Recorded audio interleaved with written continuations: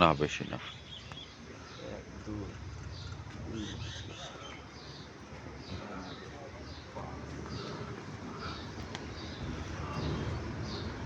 দিলে আধা ঘন্টা সময় লাগবে না সিরিয়াল অনুযায়ী দিলে। আমিও ওই 90 কেনা মতন দাও আপনি লিখে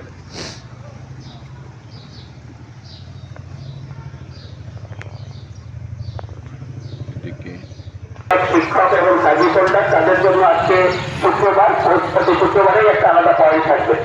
আমরা অতিরিক্ত 1000 লিটার ফুয়েল অ্যারেঞ্জ করেছি, যেটা চিকিৎসক, শিক্ষক এবং সার্ভিস হোল্ডার এনাদের জন্য আজকে একটা পয়েন্ট থাকবে।